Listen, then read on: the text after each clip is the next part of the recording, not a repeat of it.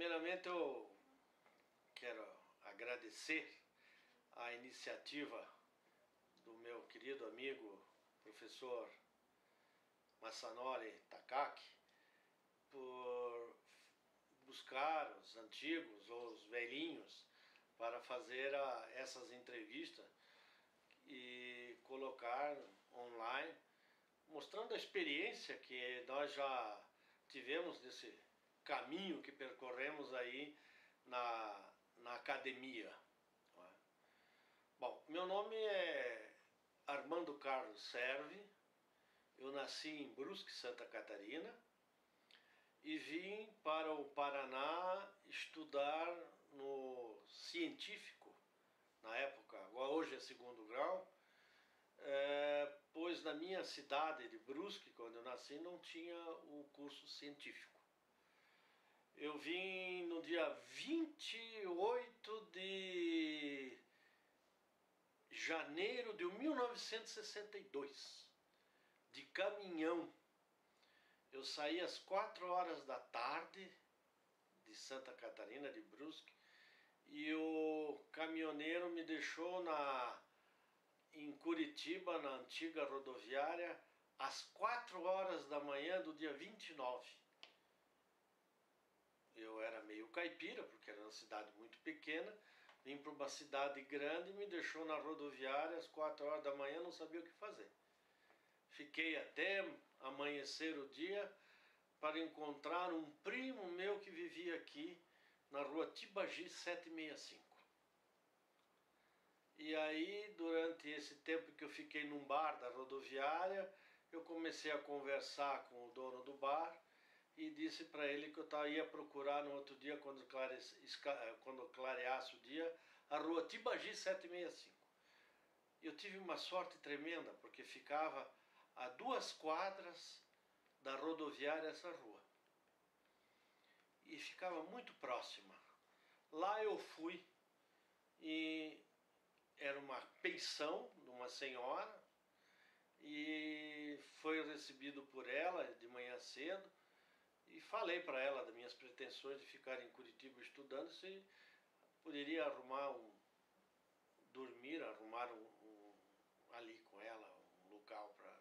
Bom, no fim eu sei que eu fiquei na casa dela. No começo não tinha quartos disponíveis, mas eu fiquei morando num colchão numa garagem. Depois do filho dela colocar o carro dele, eu botava o meu colchãozinho e dormia.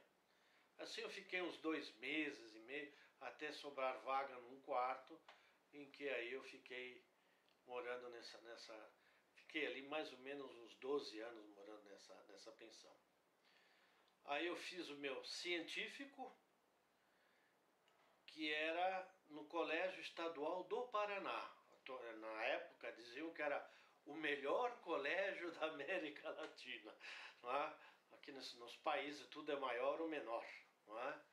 E então lá eu fiz o meu científico, que atualmente hoje é o segundo grau, e morando na rua Tibagi. Era à noite.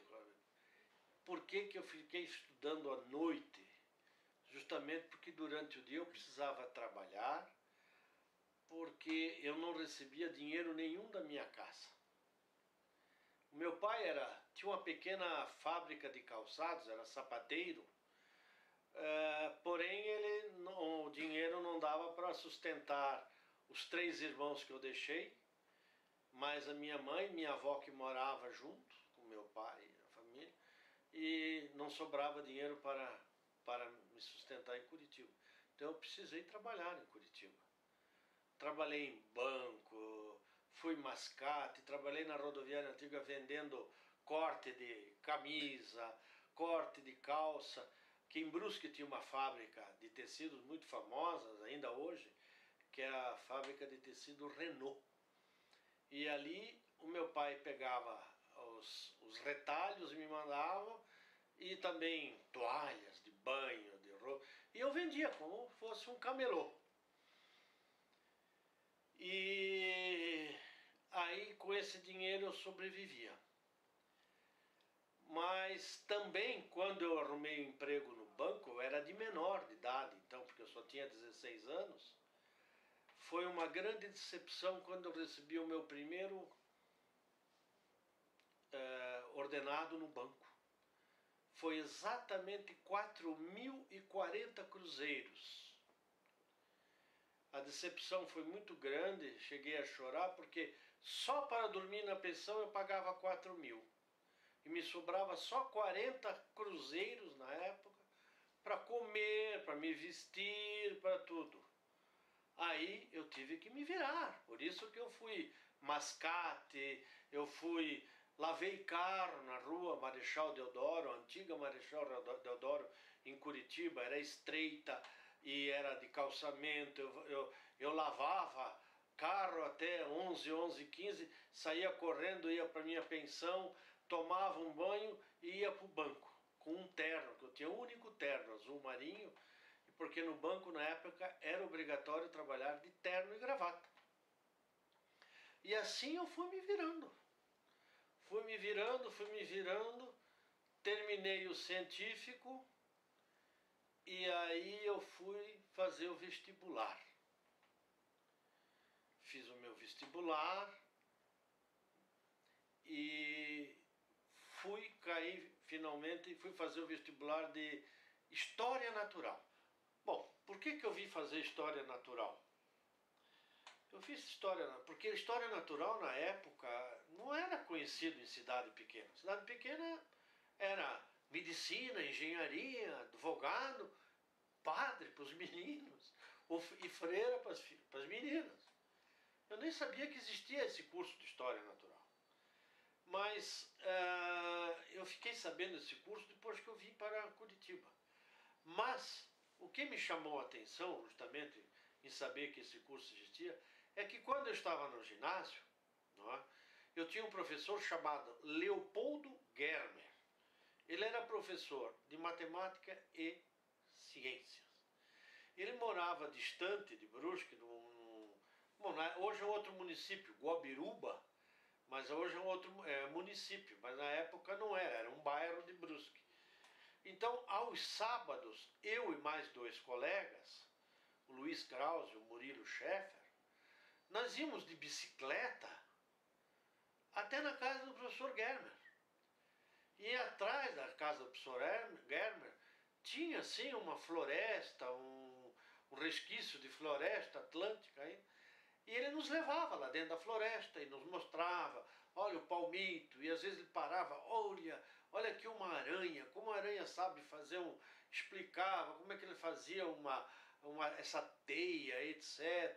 E mostrava cogumelos no chão, e sabe, as aráceas, hoje eu sei que é arácea, mas que caíam aquelas raízes, mostrava aquele conjunto de plantas, dava o frescor de dentro da floresta, etc. Ele dizia, vamos depois sair, vocês vejam como vai mudar a temperatura e tal.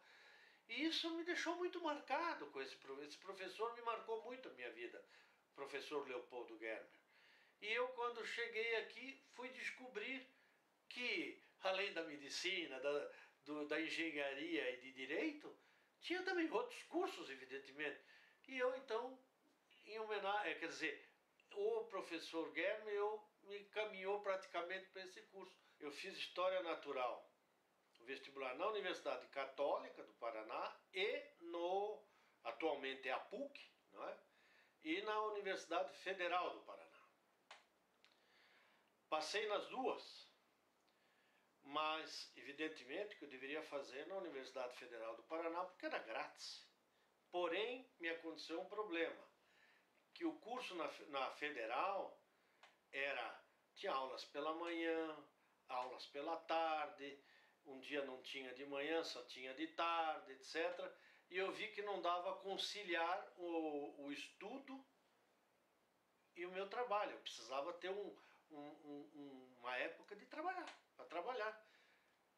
Infelizmente, hoje continua a mesma coisa na Universidade Federal. O curso é de manhã, algumas aulas, à tarde outras, etc. E a católica era somente à tarde. começava 1 hora da tarde e ia até as 7 horas da noite. Então me sobrava tempo pela manhã e depois das 7 horas da noite para conseguir trabalhar para sobreviver. Pois bem, eu comecei na Católica em março, meu curso, pagando. Eu só consegui pagar até maio. Chegou em maio, acabou o meu dinheiro. O que aconteceu?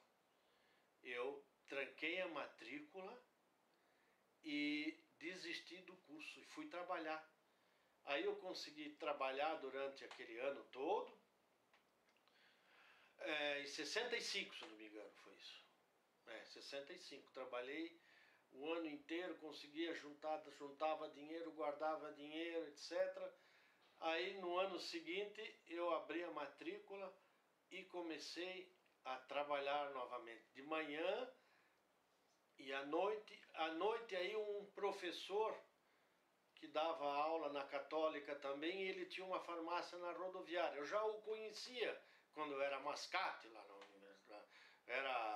Vendia as coisas lá. Chamava-se Braulio Queiroz. Foi um homem também que me ajudou muito, porque ele me perguntou se eu gostaria de trabalhar na farmácia pelo jantar, e ele me dava um dinheirinho. De acordo com os medicamentos que eu vendia na época, ele me dava ainda uns 10% daquele medicamento que eu conseguisse vender. E à noite ele me dava, fechava a farmácia à meia-noite e nós íamos num restaurante na rua 15 de novembro, em Curitiba, chamada Tingui, e ele lá me dava o jantar. Quer dizer, já não precisava pagar o jantar, ganhava mais um dinheirinho, de manhã eu tinha outros bicos, vamos assim dizer, não é? E aí eu fui conseguindo, trabalhando e pagando a universidade, mas eu estava sendo observado dentro da universidade por um irmão marista, chamado o irmão Albano. Quando eu cheguei no segundo ano, que comecei em março, no segundo ano, mais ou menos pela metade de março, assim, ele me chama. Eu quero falar com o senhor serve. E eu me assustei um pouco no começo, o que está acontecendo? Ele me levou numa sala lá da secretaria e perguntou sobre a minha pessoa e tal. Eu contei a minha história para ele.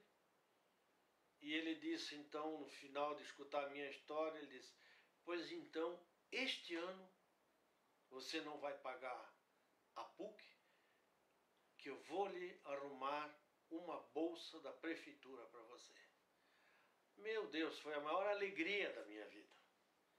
Eu já tinha guardado um dinheiro para guardar para esse segundo ano também, mas aí ia me sobrar todo esse dinheiro. Pude comprar livros e continuei trabalhando. Quando chegou no mês de abril, me falaram, um colega, que não tinha professor para dar 6 horas de aula no Colégio Vitor do Amaral, no Boqueirão.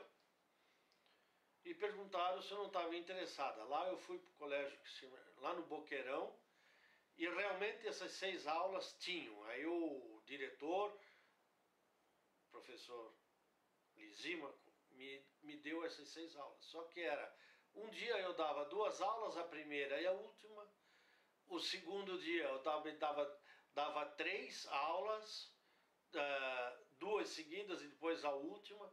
E a sexta aula era num sábado de manhã. Mas eu topei a parada, lógico. Lá vou eu pensar, opa, vou ganhar mais um dinheirinho. Mas só que eu era suplementarista naquela época.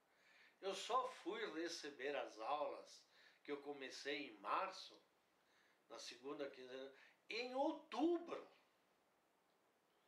Quer dizer, eu estava esperando receber esse dinheiro cada final de mês, porém, por causa das burocracias, né, naqueles anos, lá dos anos 60, eu fui receber somente em outubro. o que que vai? Foi bom, assim deu de economizar mais um pouco de dinheiro. E eu fui guardando um pouco, sempre tinha boas economias. Realmente, nesse inteirinho que eu estava dando aula, estava assistindo aula, dando aula, etc e tal, eu também fiquei muito conhecido na universidade, porque eu comecei a atuar em outra, para vender, para ganhar dinheiro, numa outra coisa. Era vendendo produtos contrabandeados. Eu escutei que tinha um rapaz lá em Paranaguá que vendia coisas contrabandeadas, e eu pegava o trem de manhã, ia a Paranaguá, a pé corria na casa desse cara que não era muito perto da estação, no trem, e lá eu pegava as coisas. O que que eram? Na época, eram novidades, eram batons de mulher, batom, e era uma série de cores de batom, um encaixado no outro e ainda dentro de um tubozinho de plástico. O plástico normalmente estava começando, era uma novidade. Óculos também eu comprava, calças íntimas de mulher, calcinhas de mulher, e óculos, essas coisas, essas bugigangas todas. Caneta, que tem aquelas de várias cores, essa bugigangada toda. Então eu era... Ah, e tinha um perfume, o famoso perfume Heure Intime. Hora íntima. Opa, então era um perfume francês, etc. E eu era conhecidíssimo dentro da universidade, porque a minha pasta estava cheia de artigos de contrabando e eu vendendo a turma para poder acertar a minha vida aqui. E isso realmente foi levando o segundo ano, foi levando o terceiro ano e o quê? Me formei. Me formei em 1969. 1969, dia 7 de dezembro de 1969, eu me formei no curso de História Natural. E a minha turma foi a última turma que se formou em curso de História Natural, porque o ano seguinte já não teve mais esse nome, mudaram o nome para Ciências Biológicas, que até hoje continua esse curso de Ciências Biológicas. Muito bem. Eu com o diploma na mão, eu pensei, o que é que eu vou fazer da minha vida agora? Não é? Todo mundo falava norte do Paraná, que o norte do Paraná estava no auge na época, não é? Estava em um desenvolvimento muito grande. Eu pensei comigo, eu vou para o norte do Paraná. Vou no norte do Paraná, vou lá dar aulas, etc. Faço umas economias, quem sabe compro umas terrinhas, começo a plantar os cafés e de repente eu vou começar a melhorar a minha vida, aumentando a minha vida, ser um fazendeiro, quem sabe. Bom, como é que eu vou para o norte do Paraná? Chegando lá com diploma embaixo do braço, sou professor. Digo, como? Eu digo, eu vou pegar algumas cartas de apresentações, provavelmente. Não é? E fui, então, falar com o professor João Jorge Hertel, que ele era professor, foi meu professor na Católica, e era professor da Universidade Federal do Paraná. E também trabalhava no Instituto de Defesa do Patrimônio Natural, porque naquela época não existia esse negócio de 20 horas, 40 horas, com dedicação exclusiva, etc. Era praticamente quase por hora dada, então o professor Herto ele tinha vários empregos, tinha 3 empregos. Aí eu fui procurar o professor Herto na Universidade Federal do Paraná, no 8º andar do edifício Dom Pedro II, lá que estava o curso de botânica, porque fazia parte o curso de História Natural, depois Ciências Biológicas, fazia parte da Faculdade de Filosofia, Ciências e Letras. Chegando lá, encontrei o professor Herto, contei a história para ele, que eu estava querendo ir para o norte, o que eu queria do norte do Paraná, fazer aí, me aventurar também, ser um aventureiro, etc. e tal. Aí ele me olhou e disse assim, mas você era um bom aluno de botânica. Por que você não fica aqui comigo aqui na Universidade Federal do Paraná?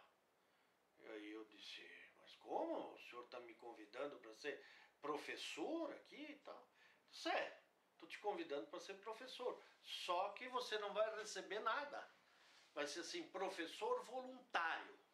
Naquela época existia professor voluntário, assim, né? E ele disse, bom, aí você fica, talvez daqui 1 ano, 2 anos, ou quem sabe 3 anos, abre o concurso, porque está havendo um movimento aí que parece que agora vai haver uma transformação em toda a universidade, todos os departamentos de botânica vão se unir, porque tem botânica farmacêutica, tem botânica na engenharia florestal, tem botânica na agronomia, vai ser tudo uma coisa só.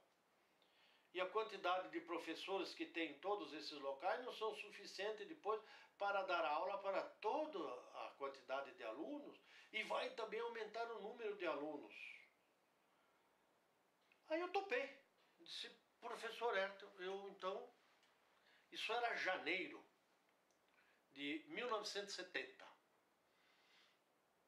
Aí o professor Hertel me disse, pois então tá, as aulas vão começar em março, você vai ser assistente de um outro professor para ver como é que funciona isso e tal e tal.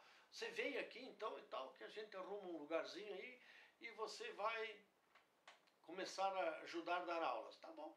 No dia seguinte, às 8 horas da manhã, eu estive lá, estava lá. Ele me olhou e disse, mas o que está fazendo hoje aqui? Se o senhor não mandou vir trabalhar com o senhor, estou aqui. Não, mas as aulas só começam em março. Disse, bom, mas eu preciso saber, preciso estudar, preciso ver alguma coisa. Ah, então ele me arrumou um lugar lá e me deu uma mesinha, etc. E começou a mostrar, me conversou e tudo, como é que ia ser, como ia começar, etc. E que eu ia ser assistente de um ex-professor meu, que eu também tive na Católica, do Paulo Cavalcante, Carneiro Monteiro. Muito bem. Lá eu fiquei estudando, me preparando, etc., para começar a dar aula em março de 1970 como professor voluntário. Bom, chegou em março, fui dar aula com o professor Paulo Carneiro Monteiro. Na época nós precisávamos, ainda era praxe, era exigência dos catedráticos, ou melhor, o professor Hertel era professor adjunto, mas ele exigia que nós dessemos aula de gravata. Tirávamos o paletó, botávamos o jaleco e camisa e gravata. Lá fui eu com o professor Paulo dar aula para a primeira vez na universidade, etc. E eu já dava aula no secundário, mas as minhas aulas eram à noite. Eu tinha 10 horas de aula à noite. E aí o professor Paulo entrou na sala comigo, etc., me apresentou como assistente dele, etc. E lá eu comecei a ajudar o professor Paulo nas aulas. Aí terminou as aulas, a primeira aula, quando saímos da sala, estávamos entrando nas nossas salas, lá no 8º andar, né? O professor Paulo pegou o livro de chamada e disse, toma aqui o livro de chamada. Eu digo, não, mas o senhor é o professor. Disse, não, amanhã em diante você vai dar aula. Digo, eu vou dar aula? Porque eu tenho outras coisas para fazer, etc e tal.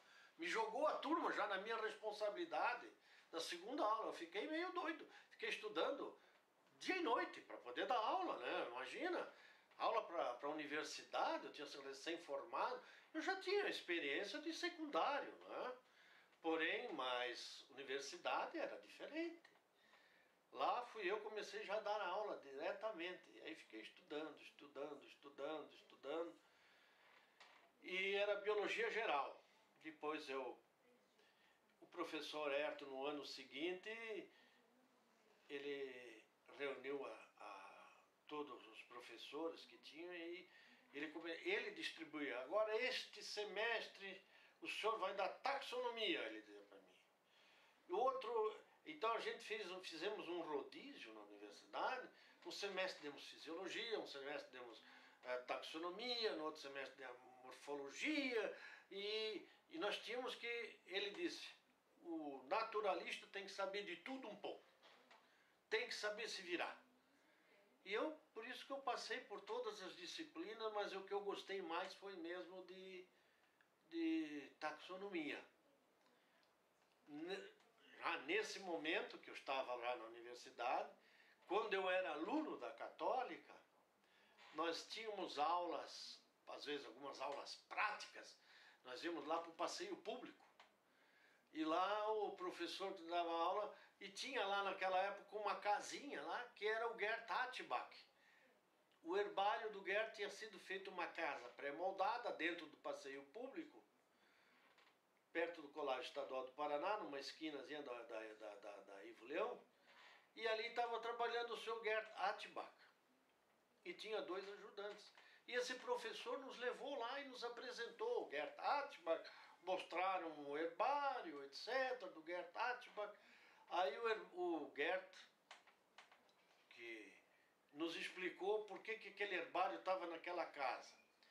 É que ele tinha um herbário particular, o Gerd Hattibach. E ele fazia e deixava em casa. Então foi acumulando plantas, e foi acumulando plantas, ele colocando em latas na sua garagem. Aí de repente encheu toda a garagem ali, a lateral das caixas e tal. Aí de repente ele não sabia mais onde colocar a planta, começou a levar para dentro da sua casa. Ele morava com os pais, na época ele era solteirão ainda, ele era solteiro.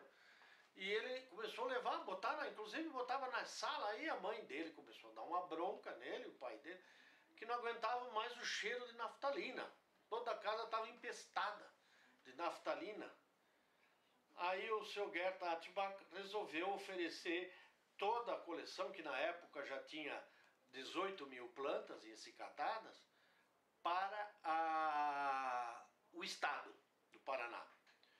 A Secretaria da Agricultura rejeitou, não quis.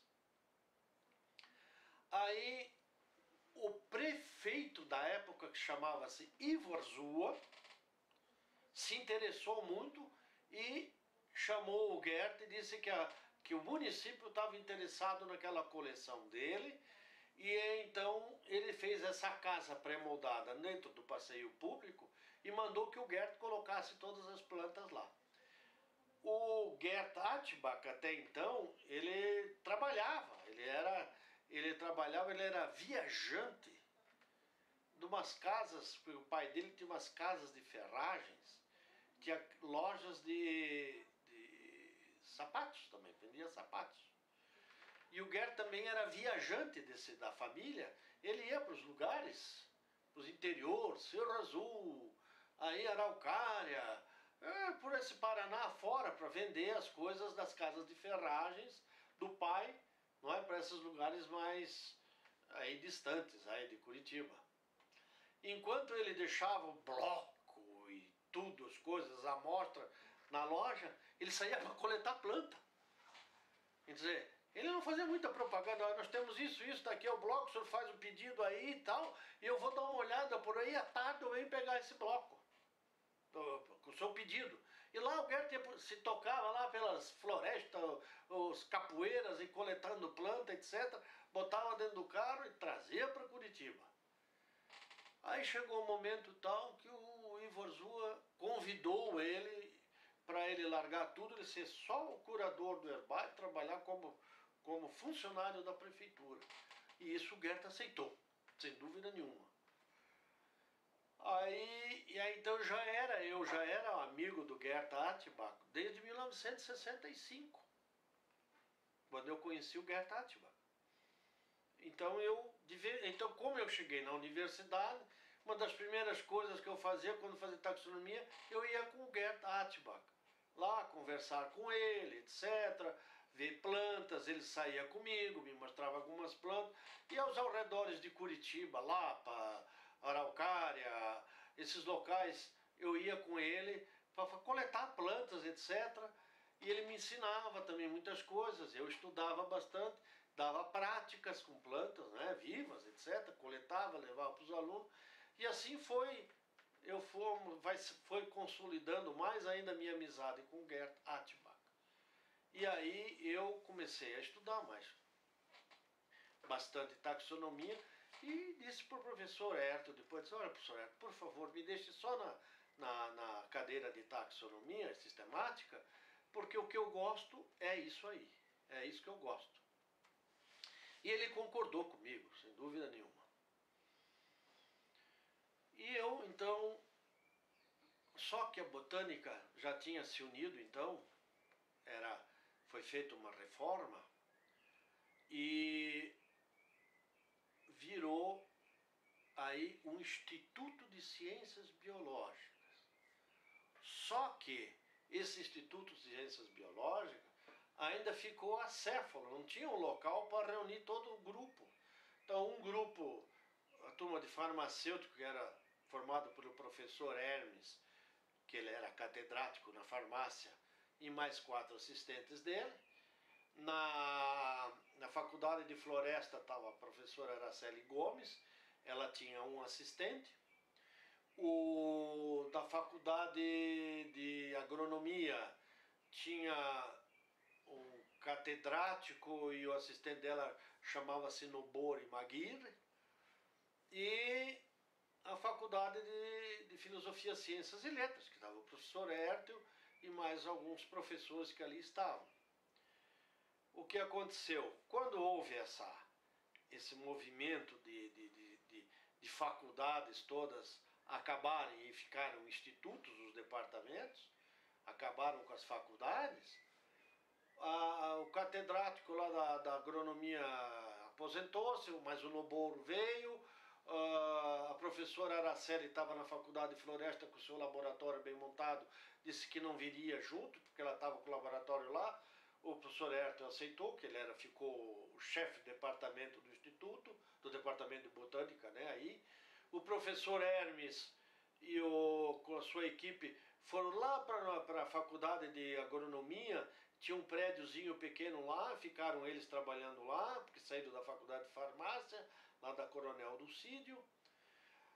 E resulta que chegou um momento e tal que eu estava louco para fazer começar a escrever trabalhos, alguns trabalhos científicos. Pô, estou na universidade e a gente tem que mexer, nós temos que ensinar as coisas mais modernas, o que nós estamos fazendo, etc. E eu falava com o professor Hertel, professor Hertel, o que eu vou fazer? Ele, faça, onde você tiver algum problema, você venha perguntar para mim. Não tem problema, vai fazendo o que você queira. E eu, não sabia como pegar esse fio da meada.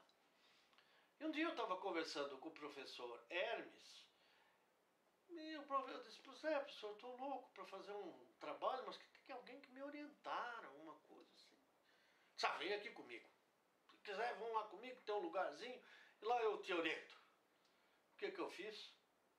Lógico, falei com o professor Hermes, eu disse, olha, professor Hermes, infelizmente, eu estou saindo daqui, que eu vou lá no professor Hermes, lá na agronomia, e porque ele vai me orientar num trabalho, já que ele quer que eu faça lá, etc. e tal. Lá fui eu com as minhas coisas, tudo lá para a faculdade de agronomia.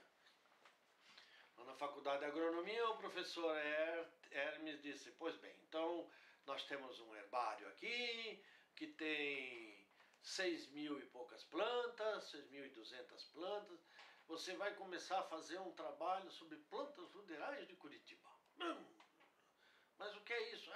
Nas ruas, você vai ter que ir pelas ruas, o que tiver ali na calçada, aquelas ruas, você vai coletando, vai fazendo e se cata, e secando, determinando, e ao mesmo tempo você vai ver todo o herbário, e você vai ver tudo que é de Curitiba, que foi coletado numa rua, você vai anotando, fazendo fichas, e aí depois nós vamos levar lá no Gerd Atibach, e o Gerd vai dizer se aquilo é ruderal ou não é ruderal. Enquanto isso, você também vai pelas ruas de Curitiba, do centro aí, coletando. Lá fui eu, com o professor Olavo Araújo Guimarães, um grande amigo que infelizmente faleceu no dia 31 de dezembro de 2011. Bom, aí eu sei que eu revisei todas aquelas 6.200 plantas, uma por uma. E já aproveitei nessa ocasião, à medida que ia vendo, ia colocando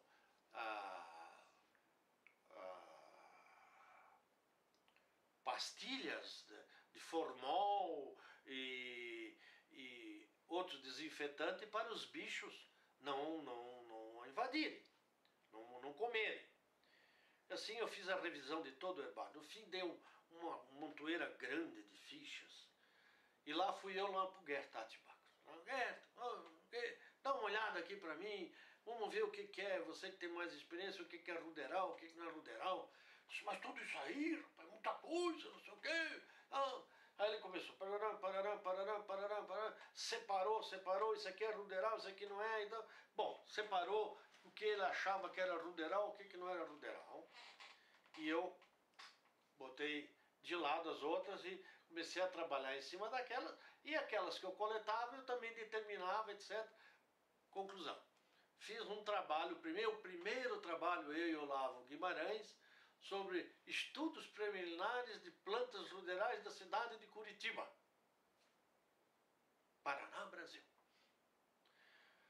Bom, estava escrevendo, até acabado de escrever para mandar para publicação o trabalho, uma revista da Faculdade de Farmácia, quando apareceu lá no departamento, lá o falecido e grande amigo também, Roberto Miguel Klein. Aí, Klein, não sei o que. Aí quando ele me viu, ele disse, mas eu não acredito que você é o filho do Pedro Sérgio. Eu digo, pois eu sou ele mesmo. Disse, meu Deus do céu, o que você está fazendo aqui, menino? Eu disse, olha, eu estou aqui na universidade, estou dando aula aqui na universidade. Só relembrando, eu fiz o concurso, abri o concurso logo no ano seguinte, em maio de 1971, abri o concurso, eu fiz o concurso e passei. E fui efetivado, ou seja, assinei a entrada na universidade dia 1º de setembro de 1971. Aí eu já era professor da Universidade Federal do Paraná. E pós isso, que eu aí fui lá com o professor Hermes, lá na universidade, lá na Faculdade de Agronomia. Aí o Miguel Klein disse, meu Deus do céu, é impossível não te conhecer, eu te conheço desde criança. Aí ele contou para o professor Hermes que todas as botas dele e do Raulino Reitz eram meu pai que fazia para eles. E sempre foi dado de presente para eles. Eles nunca gastaram um tostão E eu também conhecia, como era pequeno, eu conhecia o padre Raulino, porque o padre Raulino estava em Brusque, no seminário de Azambuja. E o meu pai era sapateiro, e meu pai fazia sapatos para todos os seminaristas lá. Ele era muito amigo dos padres, lá ele fazia os sapatos para os seminaristas, e os padres, que quando furavam os sapatos, meu pai fazia, e esses sapatos eram grátis. Padre nenhum pagou sapato na casa do meu pai. Meu pai era um homem muito católico, ele gostava muito dos padres, né? E o padre Raulino Reitz era botânico e era conhecido, frequentava lá a fábrica de calçados do meu pai, como também o Klein, né? O Roberto Klein, que morava em Itajaí, mas ele estava muito em Brusque com o padre Raulino por causa que os dois estavam coletando, né? Coletavam plantas de Santa Catarina toda, estavam fazendo o levantamento da flora de Santa Catarina. E aí ele me reconheceu aqui. Aí o professor Hermes pegou e deu trabalho para ele ficou ali lendo, olhando, etc., folheando e tal, disse, parabéns, é isso que tem que fazer, tem que publicar isso, está muito bem, continue. E, lógico, palavras de incentivo, né? E eu fiquei todo entusiasmado, logicamente. Aconteceu um episódio antes, desse do padre, do Roberto Miguel Klein, aconteceu com um ex-catedrático da Botânica. O ex-catedrático da Botânica, digo ex porque ele estava, quando eu entrei na universidade, como voluntário, aquele ano de 70, era o Carlos Stelfeld. Ele tinha 2 cátedras. Ele era catedrático de Botânica da Farmácia e catedrático da Botânica do curso de História Natural, na época. Mas quando eu entrei em 70, ele tinha se aposentado. Mas ele continua com uma sala no fundo do laboratório, ele tinha a chavinha dele e tal, e toda tarde ele ia lá, ele passava por mim. E um dia ele parou assim e disse: menino, o que você está fazendo aqui e tal? Estou dando aula e tal. E o que você está dando? Eu estou dando biologia geral, mas também estou ajudando outros professores na taxonomia, na sistemática e tal. Ah, você gosta de flor? Eu digo, eu gosto. Aí o que ele fazia? Quando ele ia à tarde lá na salinha, ele trazia uma florzinha e passava ali, ele passava por mim e eu deixava a flor em cima da minha mesa. Se eu estava, não estava, estava uma flor ali na minha mesa. Eu chegava, via a flor, eu tinha que determinar aquela planta, e quando ele saísse da sala, normalmente saía às 4h30, 5h30 às vezes, eu tinha que mostrar para ele o que eu tinha feito. Ele olhava, muito bem, muito bem. E um dia ele trouxe uma ocnácea e colocou ali, essas ocnáceas de jardim, assim. E quando ele me botou a foi que eu fui olhar aquilo e digo, meu Deus, o que é isso? Isso deve ser uma gimnosperma, aquele ovário todo esquisito. Será que é uma gimnosperma? O que é isso? E fui. E comecei a estudar, e comecei a olhar, e fui para a lupa, e tal, e fui vendo e tal.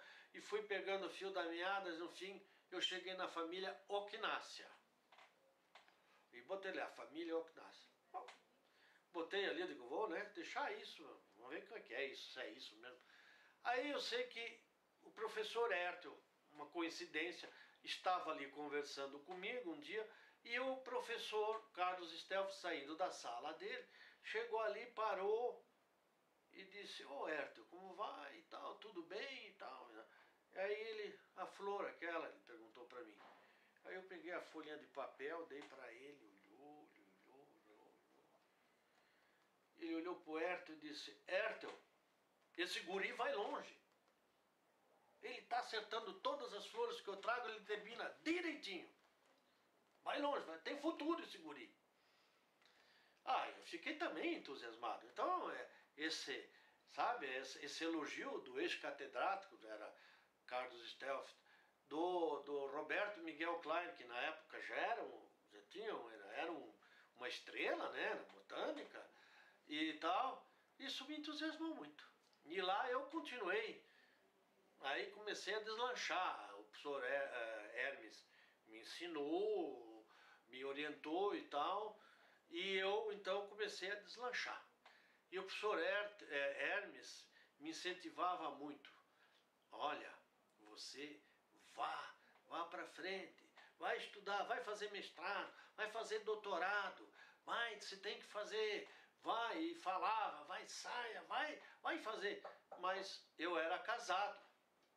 Eu já era casado, e então eu disse para ele, olha, professor Hermes, eu não sei, eu estou casado e tal, já tenho uma filhinha e tal, onde é que eu vou fazer doutorado, sair sozinho para ir para a USP e ficar a semana toda, minha esposa aqui, eu tenho uma filha pequena e tal... Eu tenho aulas no colégio, que eu tinha 40 horas na universidade. Não, mas você precisava deslanchar, você precisava fazer. E a minha esposa, que era professora da Universidade Federal do Paraná também, minha amada Rejane, ela também começou a me incentivar, dizendo, escuta, que tal nós fazemos doutorado? Que tal? Que ela já tinha feito mestrado, já tinha mestrado na área de educação, ela já tinha feito mestrado, e ela dizia assim, vamos fazer o doutorado? Vamos fazer o doutorado? Eu digo, vamos, mas aonde? Onde você quer que vai fazer o doutorado? Ela disse, na Espanha. Eu digo, meu Deus do céu, na Espanha? Ah, vamos com tudo. Vamos a nossa filha, vamos embora, vamos para a Espanha. Eu digo, mas por que Espanha? Ela disse, porque eu faço educação comparada internacional. E foi lá que surgiu essa educação comparada internacional. Lá é o berço da educação comparada internacional. Lá estão os grandes mestres ainda, os grandes doutores nessa área. Pois é lá que eu quero, com São Vicente eu quero fazer o doutorado.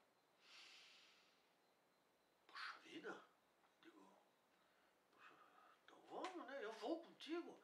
Aí começamos a nos comunicar com as universidades de lá, a Universidade de Barcelona, e ela entrou em contato com esse doutor São Vicente, ele prontamente disse que sim, não teria problema, tinha que mandar uma carta, a CAPES, o CNPq, na época, CAPES, né?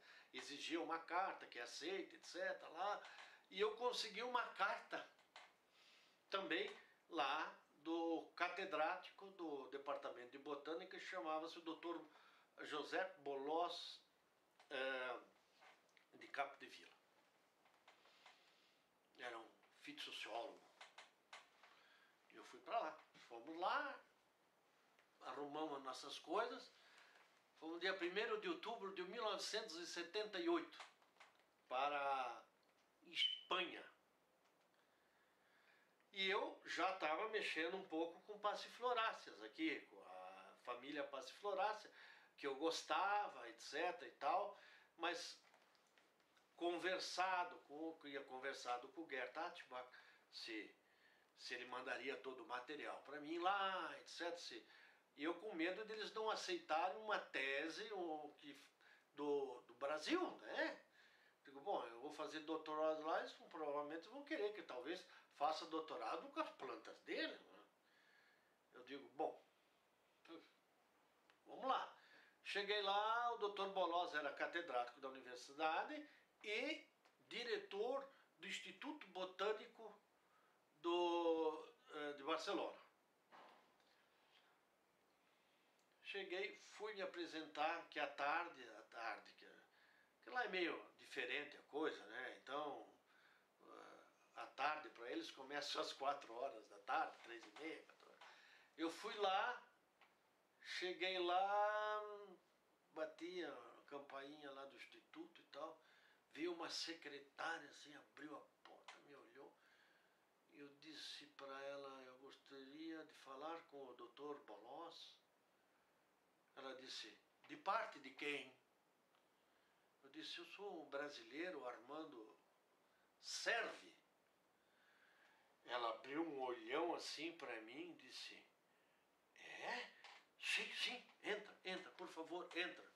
Bom, entrei, fui lá, falei com o Dr. Bolós, ele também me olhou meio assim, fez uma cara meio de esquisito assim, mas tal, conversei com ele, ele disse, sim, vai começar agora o doutorado, no final de outubro, começo de novembro, vai começar as disciplinas, sim, e tal, amanhã você me procure lá na universidade, nós vamos lá fazer sua matrícula e tal, tá bom, seu doutor Bolós, tá, então eu ia assistir às aulas na Universidade Central de Barcelona e durante a tarde, quando não tinha aula lá, eu ia para o Instituto Botânico, ficava com o Dr. Bolós no Instituto Botânico, trabalhava lá no Instituto Botânico, começando a fazer, ele me arrumou um local lá também para fazer minha tese no Instituto Botânico de Barcelona. Passou uns dias, uns tempos, uns meses, etc. Fizemos mais amizade, fiquei mais íntimo de todo mundo. E um dia eu perguntei para a secretária, por que você me olhou daquela maneira, assim, abriu aquele olhão e tal, quando eu disse que eu era do Brasil? Ela disse, nós sabíamos que vinha alguém do Brasil, mas nós estávamos esperando um negro aqui, sabe? É isso que nós estávamos esperando. E vem você, um cara loiro, de olhos azuis. Ela disse, que olhar que você queria que eu tivesse? Ela disse para mim. Eu disse, não, no Brasil. Quer dizer, a gente vê aí que a gente vê, na época, evidentemente, como a cultura era pequena dos europeus em relação ao Brasil, não é? Aí no fim eles conheciam o Ayrton Senna, conheciam a Carmen Miranda, o Fittipaldi, Pelé, mas era esse, para eles o Brasil eram esses caras, não? E praticamente não. Aí eu disse, eu morava em Curitiba, que Curitiba tinha a Universidade Federal do Paraná, a Universidade Católica, tinha faculdade evangélica e tal. Eles olhavam, universidade em Curitiba? Ah, por que não? É uma cidade do sul. Eles não tinham ideia. Eles não tinham ideia. Depois eu fiquei realmente abismado com a falta de cultura que eles tinham daqui. Né? Depois, mais ou menos, eu até me consolei, porque a história, eles têm tanta história para estudar na Europa, né? A própria Espanha, né? Que eu acho que não sobra nada, né? Nem de geografia para estudar nós aqui. Né? Mas, em todo caso, eu achei que eles, na época, eles tinham pouco conhecimento do Brasil. Pensavam que o Brasil era habitado praticamente só por raça da cor negra. Não é? Bom, mas foi lá. E aí eu fiz, lógico, conheci grandes professores, evidentemente, lá, não é?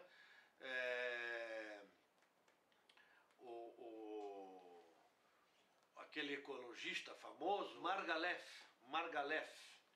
O Margalef, inclusive o filho dele, também chamava-se Ramon Margalef e Mir. E ele, o pai, chama-se Ramon Margalef e Lopes. Quer dizer, lá não tem Júnior, não tem Neto, porque eles levam o último nome, era o sobrenome da mãe, né?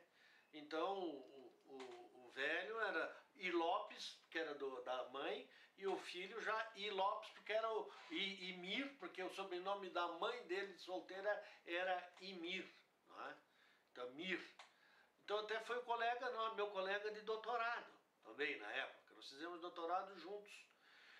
E eu conheci, então, o Dr. Ramon Margalef, que naqueles anos 60, dos anos 70, nos anos 80, ele era conhecido mundialmente pelo famoso livro dele de ecologia que ele tinha, né?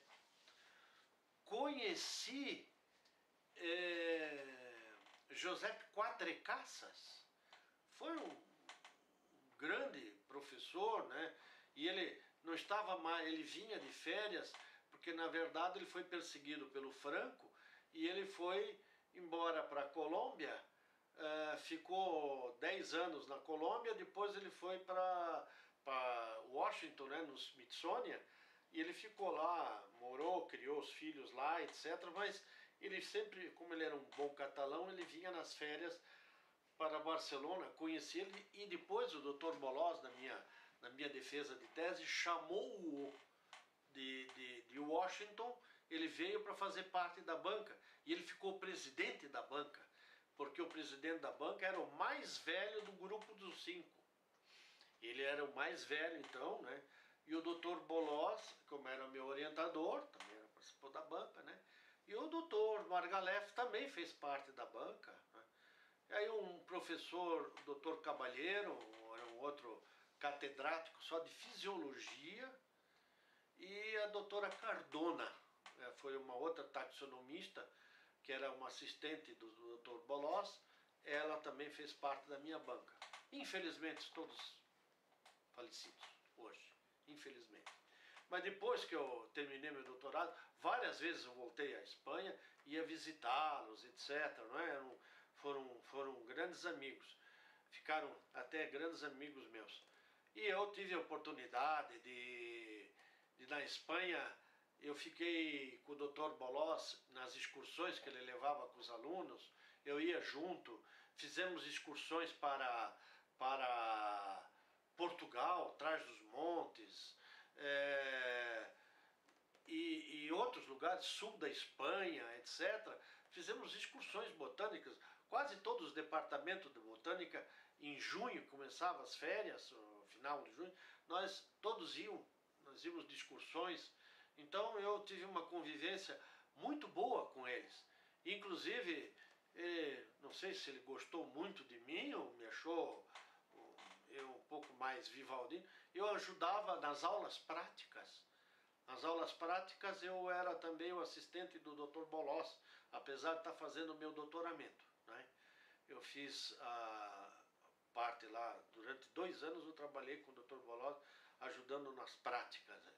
E conheci, eu tive um grande prazer de conhecer Eugênio Sierra e Rafols. Quem era Eugênio Sierra Rafols? Eugênio Sierra Rafols foi um desenhista, um grande desenhista, que ele que desenhou aquele livro, o dicionário de Fontcare. O Fontcare fez aquele dicionário de termos, e os desenhos, quase 80% dos desenhos que estão dentro desse dicionário, foi o Eugênio Serra que fez com ele. Ele tinha 16 anos quando começou a fazer isso. Esse dicionário foi feito quando o Dr. Fontcare foi condenado à morte e estava preso lá no alto do castelo de Montjuic. O Dr. Fontcare, ele foi condenado à morte porque ele era capitão do exército e era também professor da faculdade de farmácia.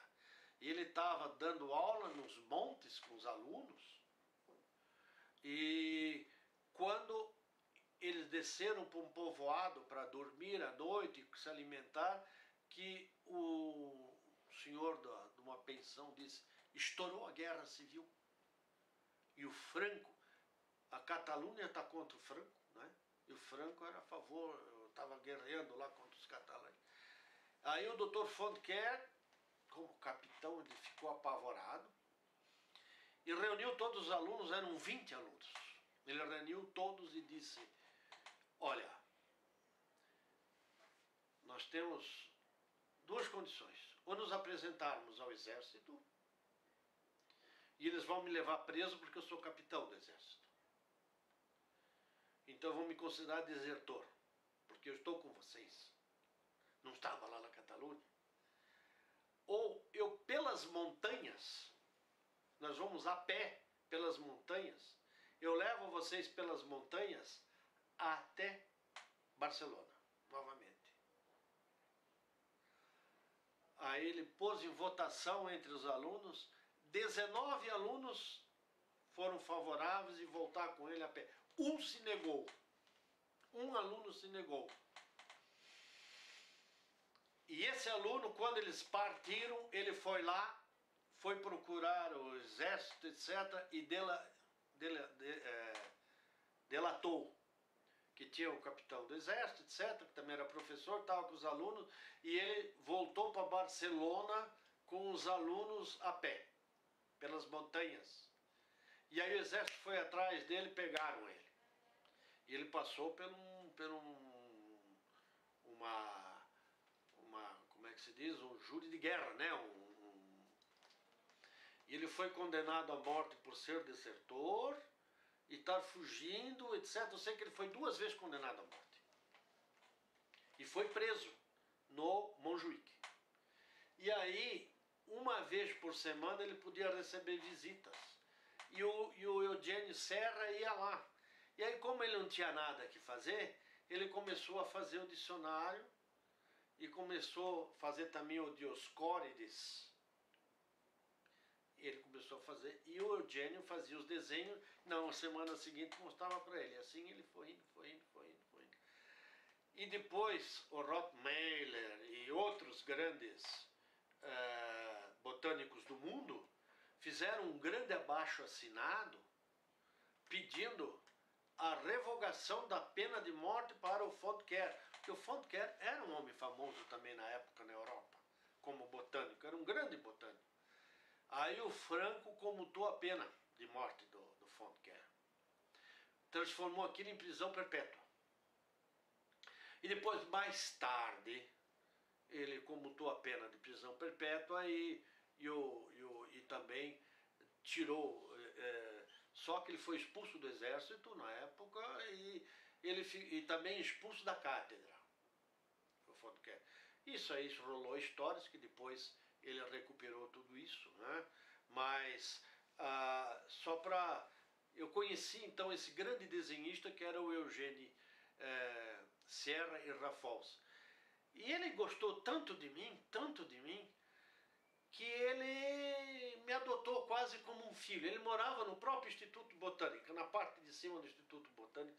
Ele morava com a esposa. Ele tinha um filho que morava no Chile e uma filha, Paquita, que morava lá em Barcelona. E no fim, a Paquita, que é a filha dele, tornou-se amicíssima da minha esposa, mas amigas assim, fraternas. Infelizmente ela faleceu. E o Sierra e a esposa dele me adotaram também como filho. Às vezes eu ficava mais tarde trabalhando lá, ele me levava lá para cima na casa, eu almoçava com ele, às vezes jantava. Aos domingos íamos a família toda, ou seja, eu, minha esposa e minha filha, e passávamos com ele no Jardim Botânico. Dentro do Jardim Botânico tinha uma macia, ou seja, uma casa catalana típica. Passávamos o dia lá com eles, lá. E realmente ficamos muito amigos. E ele foi considerado nos anos 60, fizeram um livro dos 20 maiores desenhistas de plantas do mundo, e ele foi considerado um dos 20, né, o Eugênio Sierra. Realmente foi um grande amigo, ele fez todos os meus desenhos da minha tese, e no dia que eu fui lá para pagar, para ele, quanto é, Eugênio? Ele disse, eu não posso cobrar nada para um filho meu. Foi essa a resposta que ele me deu. Eu fiquei maravilhado com o Eugênio. E ficamos amigos até a morte dele. Uns meses antes da morte dele, eu sabia que ele estava muito, muito, muito mal. Eu fui a Barcelona exclusivamente para vê-lo. E lá eu vim me despedir dele. Mas ele também já estava com Alzheimer, né? Ele faleceu. E a esposa dele faleceu um pouco antes dele, infelizmente. Mas foi um amigo que me emociona até hoje. Até hoje me emociona.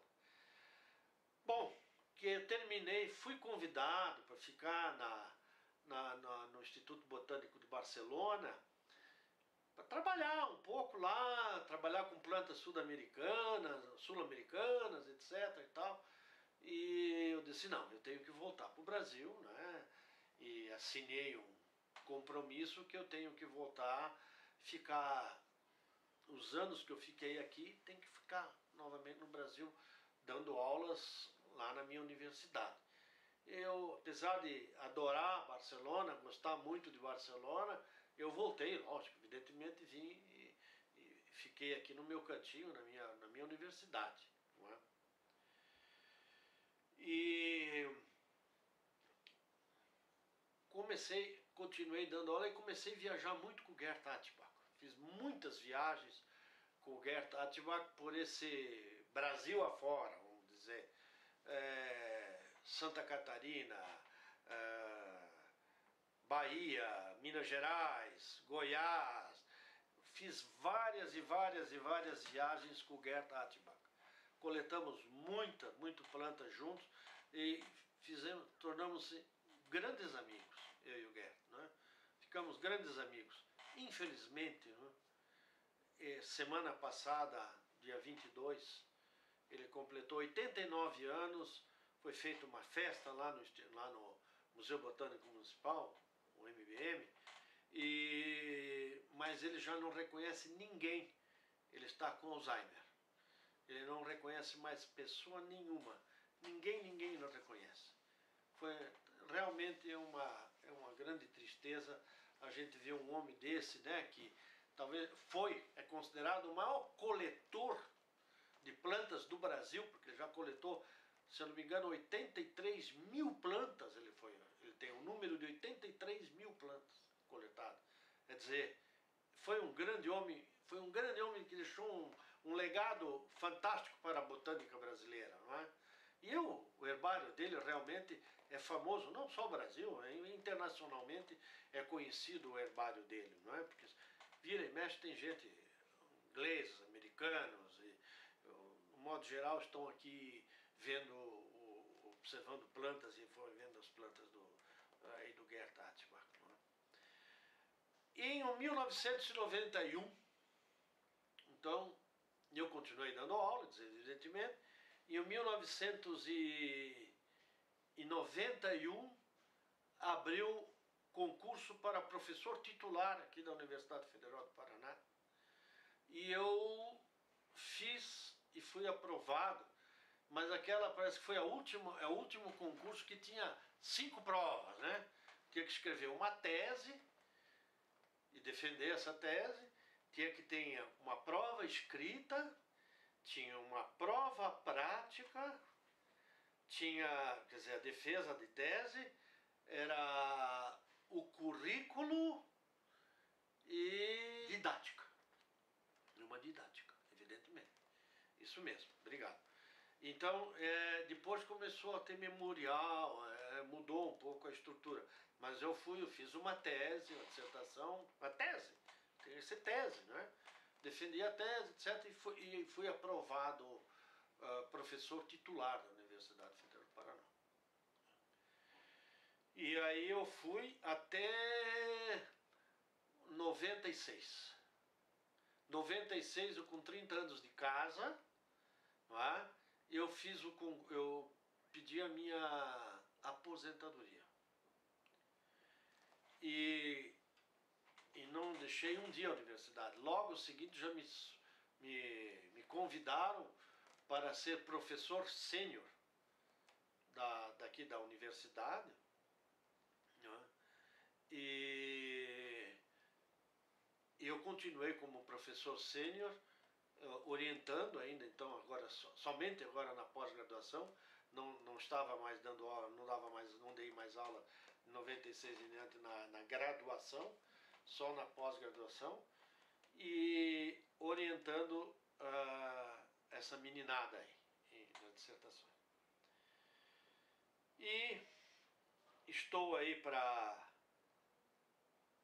no meu limiar de encerrar a minha vida acadêmica, que mais ou menos eu já tenho data marcada. Eu tenho meu último orientado, que vai terminar a sua tese e vai defender provavelmente em fevereiro de 2015. Aí eu já vou ter 70 anos e meio, né? No 1914 eu vou completar meus 70 anos, em outubro. Em 14 eu vou ter 70 anos. E aí os tempozinho que vai me sobrar de vida, eu vou me dedicar a fazer uma das coisas que eu gosto muito, é viajar, não é? De desfrutar um pouco da minha vida, não é? Com a minha querida, amada mulher chamada Rejane de Medeiros Serve, não é? Uma mulher fantástica, que eu também tenho que agradecer a ela do que eu sou, porque foi ela que me deu esses incentivos todos. Vamos embora, eu era meio acomodado, vamos fazer o doutorado, ela que me deu um grande incentivo, e vamos embora, vamos. E ela me aturou, que eu digo o seguinte, nós íamos, em 79, eu fui ver os herbários todos para fazer a tese, né? Fui a Paris, fui a Londres, fui a Bélgica, fui a Holanda, não é? Eu fui a esses herbários do Londres, né? No Kew Garden, no British Museum, e desses todos os herbários, né? Foi juntamente com a minha esposa e com a minha filha. Né? Nós compramos um carro e fomos fazendo camping, porque nós não tínhamos dinheiro para ficar no hotel. Mas então fazíamos camping, íamos nos camping, armávamos nossas barraquinhas lá, e barraquinha nossa, e os 3 lá, um fogãozinho de uma boca, e fazia comida ali, e eu ia no herbário. E as 2 ficavam sentadinhas lá no herbário, quietinhas, esperando eu, enquanto isso eu lá vendo as passifloras, etc. E a minha filhinha, pequenininha, que ainda tinha 4 anos e meio, 5 anos, na época já tinha 5 anos, e também quietinha nos herbários, cheirando aquele mofo, né? E assim me acompanhou e tudo, e até hoje me acompanha. Esse ano que passou, eu não queria morrer sem ver o herbário de Komarov lá em São Petersburgo, né? E também queria ver a coleção de Dussen em Estocolmo, as plantas da da minha família que eu trabalho, que é a Passiflorácia, em Estocolmo. E eu no ano passado eu fui.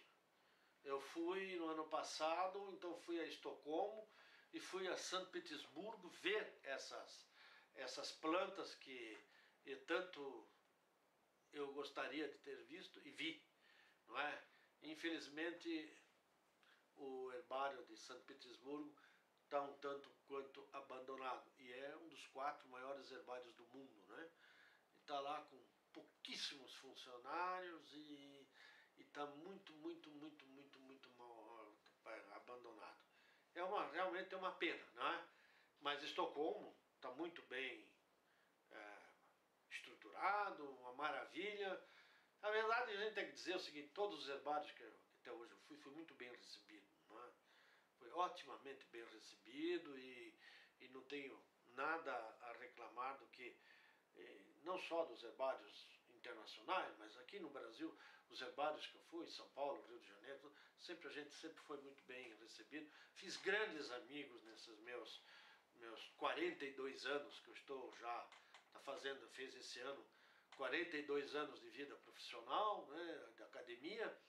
Eu realmente tenho aí, nesse caminho percorrido, deixado amigos maravilhosos, né, inesquecíveis, alguns já falecidos, etc., né, mas foram os que tocaram na nossa vida, na nossa, né, esse convívio nos congressos com esses amigos, ou participando de bancas, indo nessas cidades e convivendo com ele aqueles 3 dias, ou 2 dias, ou um dia, mas realmente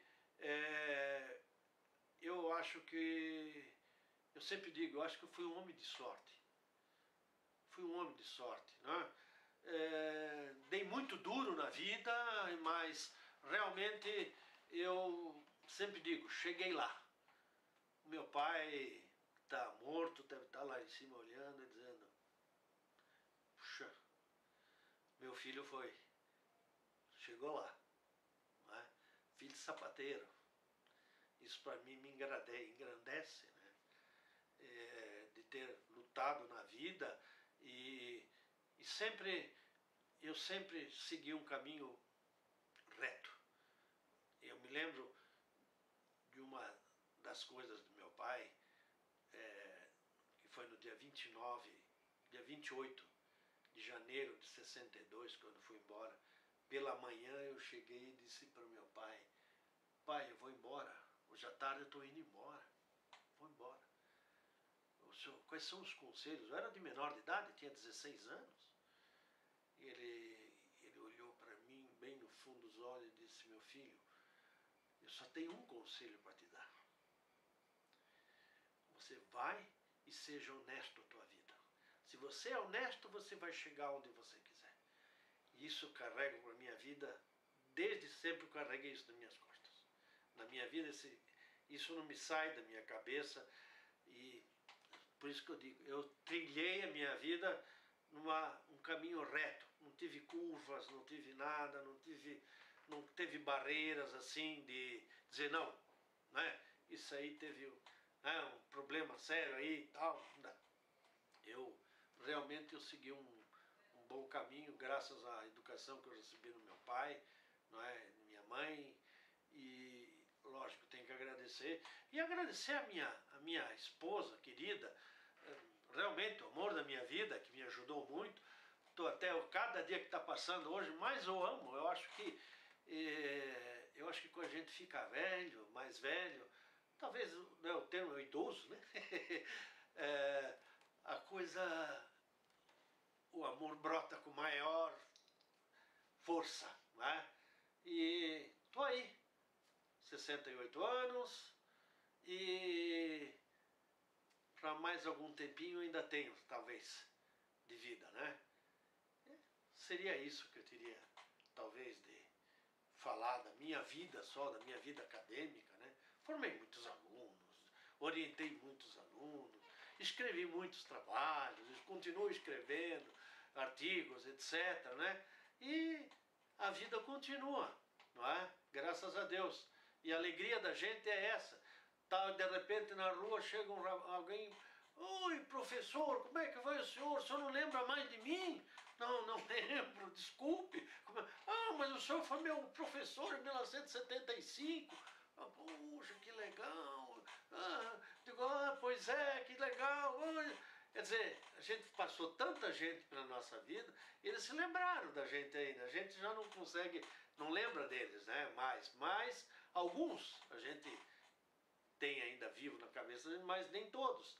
Mas isso a gente fica satisfeito, né? Quando um aluno ainda vem te reconhece, te faz festa contigo, agradece pelos ensinamentos, alguma coisa nesse sentido.